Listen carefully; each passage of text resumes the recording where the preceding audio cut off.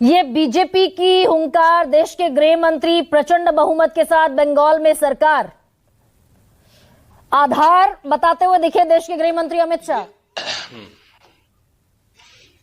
किसका होगा अमित शाह जी दुर्भाग्यपूर्ण तरीके से अमित शाह जी दुर्भाग्यपूर्ण तरीके से गृह मंत्रालय का काम नहीं संभाल रहे हैं, सिर्फ प्रचार मंत्री और झूठ के मंत्री बन रहे हैं।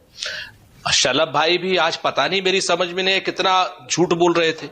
अमित शाह जी की मैं 3 बातें बताता हूं। पहली बात, अमित शाह जी ने कहा असम में घुसपैठ नहीं हो रही। भैया अगर असम में घुसपैठ नहीं हो रही तो हेमंत बिश्व शर्मा को जाकर के बर्खास्त कर दो। हेमंत बिश्व शर्मा तो कल कह रहा था कि असम में डेमोग्राफी चेंज कर दी बांग्लादेशियों ने। बहुत साफ सी बात है, नंबर 1। नंबर 2, अंतरराष्ट्रीय बॉर्डर के 50 किलोमीटर तक केंद्र का शासन चलता है। अगर आप वो नहीं कर पा रहे पिछले 11 साल में और उत्तर प्रदेश तक घुसपैठिए आ गए तो ये आपको इस्तीफा दे देना चाहिए, मोदी जी से भी इस्तीफा दिलवा लेना चाहिए।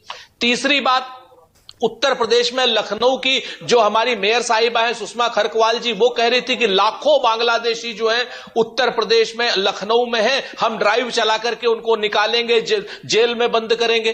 तो आप हमको बता दीजिए सुषमा खरकवाल जी के उसमें आज सलभ भाई बैठे हुए हैं कि क्या नाम, कितने लोगों ने बांग्लादेशी पकड़े करोड़ों रुपए दे करके, पता चला एक बांग्लादेशी है। बांग्ला भाषियों को बांग्लादेशी के नाम पर जो पूरे देश में भारतीय जनता पार्टी की सरकारों में प्रताड़ित किया जा रहा है, इसका बदला बंगाल लेगा।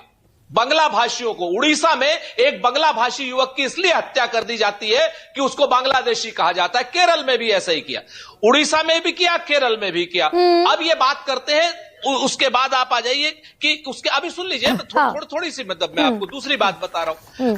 आज शाहरुख खान को भारतीय जनता पार्टी के बड़े बड़े नेता देशद्रोही कह रहे हैं कि साहब उसने बांग्लादेश का प्लेयर लिया है एसआरके के लिए, जो केकेआर जो है उसके लिए, इसलिए वो देशद्रोही है। कोई अमित शाह जी को, जय शाह जी को, नरेंद्र मोदी को देशद्रोही नहीं कह रहा। जिन लोगों ने वो आईपीएल में उन बांग्लादेश के खिलाड़ियों के ऑक्शन की अनुमति दी, जिन लोगों ने पाकिस्तान जैसे आतंकी देश से क्रिकेट खेलने की अनुमति दी, उन नरेंद्र मोदी को कोई देशद्रोही नहीं। सुरेंद्र जी आइए ना, एक सेकंड बंगाल पर आते हैं, रुकिए, हम डेविएट हो रहे हैं, रुकिए एक सेकंड। सुरेंद्र जी, भाई देश के गृह मंत्री ने कहा कि हम मुख्य विपक्षी पार्टी बंगाल में बन गए, 3 से 77 सीटें सिर्फ 5 साल में, and this is a fact. Congress party 2011 में 42 सीटों पर थी, 2016 में 44 सीटों पर थी और 2021 में बंगाल में रह गई 0।